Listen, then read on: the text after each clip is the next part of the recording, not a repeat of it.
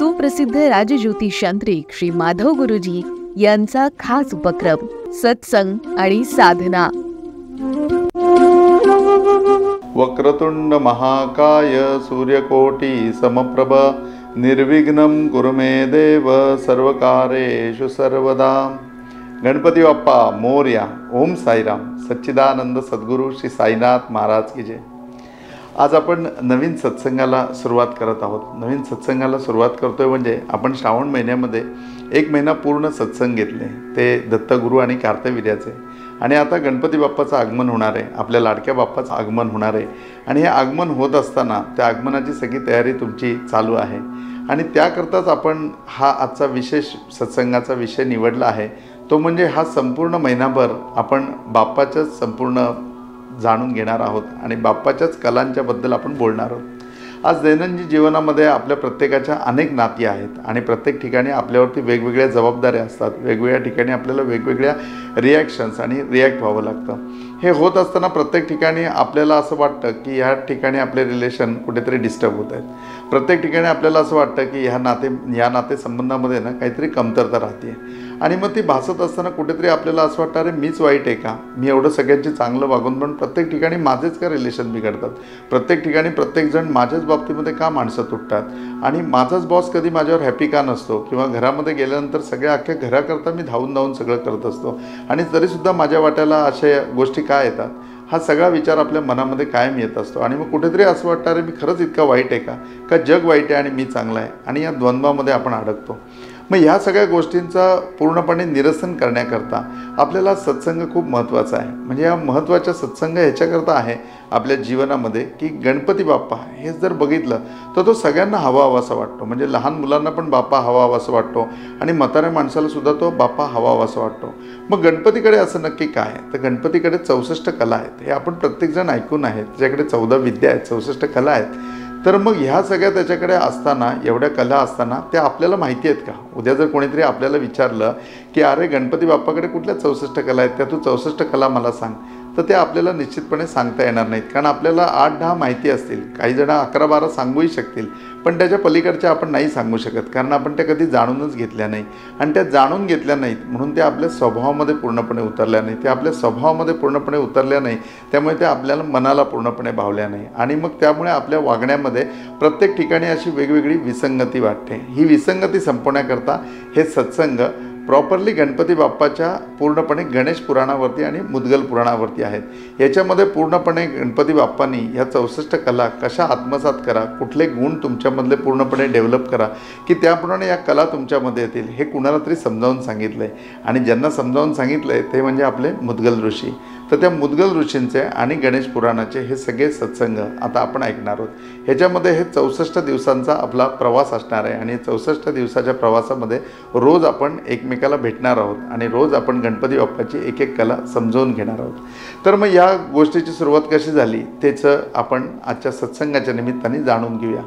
तर सत्संगाची सुरुवात अशी झाली की या ठिकाणी मुद्गल ऋषी एका मोठ्या सरोवराच्या बाजूला ध्यानस्थ बसलेले आहेत। आणि ध्यानस्थ बसलेले असताना त्या ठिकाणी कोणीतरी एक वाटमाऱ्या ज्याला म्हणतात, म्हणजे जसं वाल्या कोळी जो आपल्याला माहिती होता की जुन्या काळामधला की त्याच्या अगोदरच्या जीवनामधला म्हणजे पूर्व नियोजनामधला, तर तो वाल्या कोळी जो आहे तो लोकांना प्रत्येकाला वाटेमध्ये अडवायचा, त्यांच्याकडनं त्यांचं धन काढून घ्यायचा। आणि असा एक नवीन वाटकरी आहे की जो वाटकरी सगळ्या वाटेमधल्या लोकांना लुटतो आणि त्यांच्याकडनं त्यांचं सामान काढून घेतो। आणि मग असा तो वाटकरी दिवसभर कोणीच मिळालं नाही म्हणून त्या सरोवराच्या ठिकाणी आला। त्याने त्या सरोवरामध्ये स्नान केलं आणि त्या सरोवरामधनं स्नान करून तो बाहेर आला। त्यावेळेला त्याला दिसलं की एक साधू, एक ऋषी या ठिकाणी तपश्चर्येला बसलेले आहेत आणि ते खूप तेजोवान आहेत आणि त्यांच्या बाजूला एक काहीतरी त्यांची पोतडी ठेवलेली आहे। त्याला वाटलं या पोतडीमध्ये 100% काहीतरी असेल, मला काहीतरी मिळेल आणि मी ते त्यांच्याकडनं लुटीन। म्हणून मग त्याने लगेच आपला पूर्णपणे त्याच्या हातामध्ये असलेला हत्यार, परशुसारखं हत्यार त्याच्या हातामध्ये होतं, ते हत्यार घेऊन तो त्या ऋषींच्या अंगावरती धावला आणि त्यांनी ते त्यांना फेकून मारलं। परंतु ते फेकून मारताना असं झालं की ते आयुध जे आहे, त्याच्या हातामधलं जे अस्त्र आहे ते खाली गळून पडलं, ते त्या ऋषींपर्यंत लागलंच नाही। असं तब्बल 1दा 2दा 3दा नाही तर 6 वेळा झालं।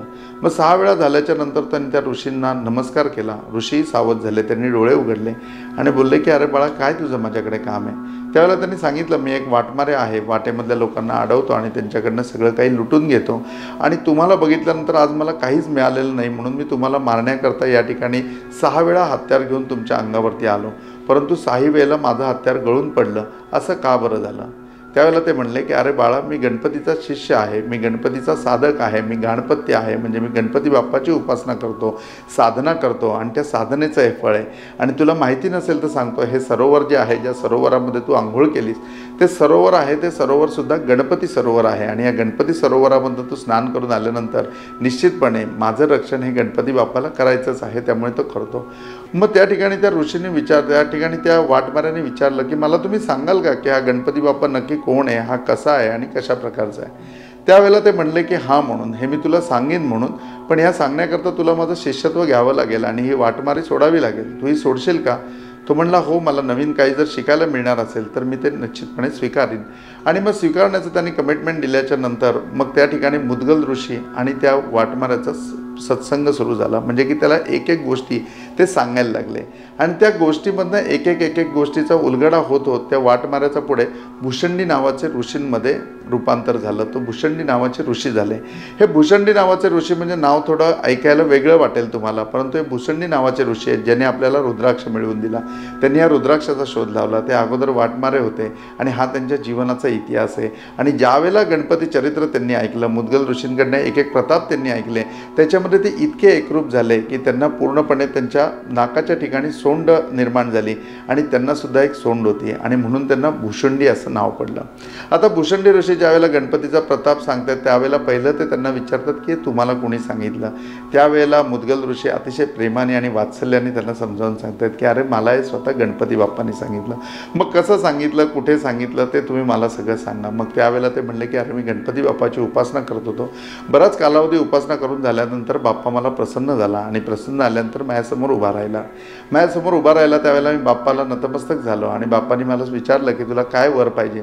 त्याच्यावर मी बाप्पाला सांगितलं की मला काही वर नको आहे, मला तुमच्या 64 कला शिकून घ्यायच्या आहेत, मला त्या जाणून घ्यायच्या आहेत आणि मला त्या लोकांना समजावून सांगायच्या आहेत. मग वाटकरे म्हणलं, मग त्यांनी लगेच तुम्हाला ते सांगितलं का? त्या वाटमाऱ्यांनी विचारलं भुषंडी ऋषींनी की हे तुम्हाला लगेच त्यांनी सांगितलं का? ते म्हणले नाही रे, त्यांनी मला असं लगेच सांगितलं नाही, त्यांनी माझी परीक्षा घेतली. आता एवढं मोठं ज्ञान द्यायचं आहे तर एवढं मोठं ज्ञान दिल्यानंतर त्याची स्टार्टिंगला परीक्षा तर घ्यायलाच पाहिजे. आता आपण कुठलाही ज्यावेळेला सिलेबस शिकायला जातो किंवा एखादी डिग्री घ्यायला आपण जातो त्यावेळेला पहिले आपल्याला नीट द्यावी लागते, एंट्रन्स एक्झाम द्यावी लागते, CET द्यावी लागते. मग त्याप्रमाणे इथे सुद्धा गणपती बाप्पांनी भुषंडी ऋषींची CET घ्यायला असं ठरवलं आणि मग त्यांना पहिला प्रश्न विचारला की तुला हे सगळं मी द्यायला तयार आहे, मानवाला हे सगळं माहिती पडावं अशी माझी इच्छा आहे, पण हे सगळं देत असताना मला तू पहिल्या एका प्रश्नाचं उत्तर दे की सगळ्या योनींमध्ये मानवजन्म का श्रेष्ठ आहे, मनुष्य का श्रेष्ठ आहे ते तू मला सांग. मग याच्यावरती मुद्गल ऋषींनी थोडंसं चिंतन केलं त्या प्रश्नावरती आणि काही क्षणामध्ये त्यांनी उत्तर दिलं की देवा, मानवाकडे मन आहे. तर देव म्हणले की अरे हे तर मन सगळ्यांकडे आहे, पक्षाकडे आहे, प्राण्याकडे.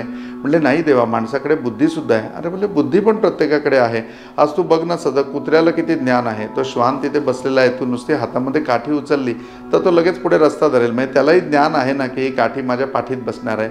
मग असं वेगळं काय? आणि ज्ञानाची बाबतीत झाली तर हत्तीचा एवढा मोठा मेंदू आहे आणि हत्ती एवढा मोठा प्राणी आणि तो बुद्धिवान आहे, म्हणजे तर मग त्याला सुद्धा बुद्धी दिलेली आहे. मग यापेक्षा वेगळं काय? तर म्हणलं की मनुष्य बोलू शकतो. ते म्हणले हां, ही एक सुंदर गोष्ट तुम्हाला सांगितलीस की मनुष्य बोलू शकतो आणि बाकी कोणी बोलू शकत नाही.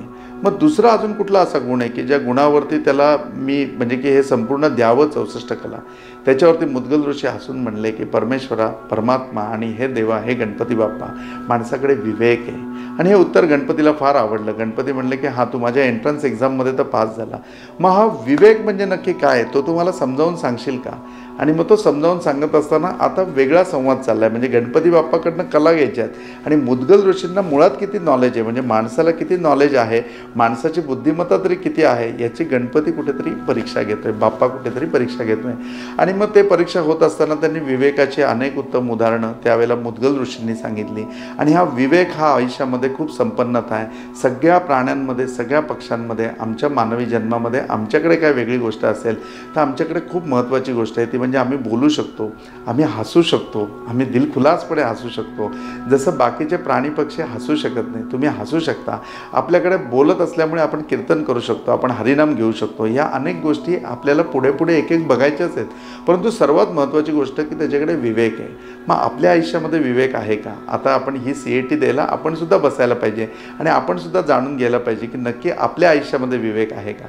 तर विवेकाचं एक छोटंसं उदाहरण असं आहे की एक माणूस होता, त्याचं कुटुंब होतं, त्याची पत्नी आणि त्याचा मुलगा राहायचा आणि बाळ खूप लहान होतं. ते लहान होतं बाळ, तर त्यांनी घरामध्ये एक मुंगूस पाळलेला होता आणि तो मुंगूससुद्धा पूर्णपणे त्या बाळाची काळजी घ्यायचा, त्यांच्याबरोबर इकडे तिकडे असायचा आणि प्रत्येक वेळेला घरामध्ये बाळ आहे आणि मुंगूस आहे तर त्या दोघांवरती घर सोडून कधीच जायचं नाही, कोणीतरी एकाने घरी थांबायचं, हा नियमच होता.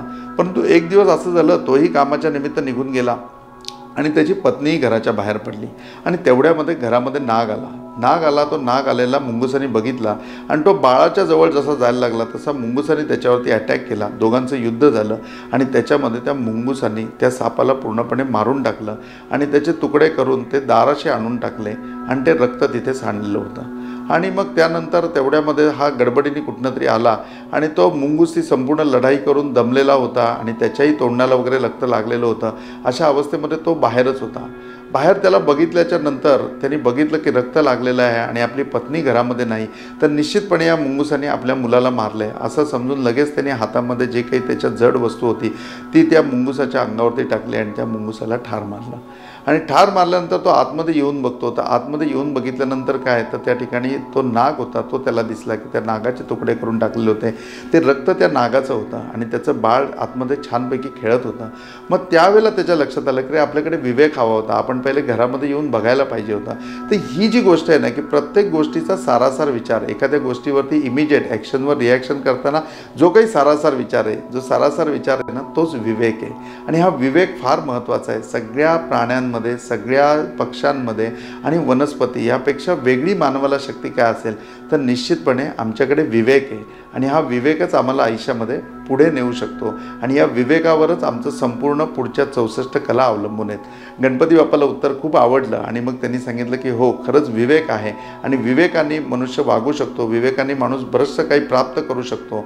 तर निश्चितपणे या 64 कलासुद्धा मी तुला आता एक एक करून 100% सांगेन आणि त्या तू पूर्णपणे अंगीभूत केल्यास तर निश्चितपणे माझ्या एवढा उदात्त होऊ शकशील. तू स्वतःसुद्धा सुखकर्ता होऊ शकेल, तू दुःखहर्ता होऊ शकशील, विघ्नहर्ता होऊ शकशील. अशा अनेक प्रकारचे मुद्गल ऋषींना आशीर्वाद दिले आणि मग हा संवाद सुरू झाला. हा संवाद मुद्गल ऋषींनी भूषंडी ऋषींना सांगितला आणि आपणही या सत्संगामध्ये या संपूर्ण 64 कला एक एक करून जाणून घेणार आहोत. आज आपण विवेक जाणून घेतला आणि विवेकावरती आपण चिंतन करूया. आज इथेच थांबूया. ओम साईराम.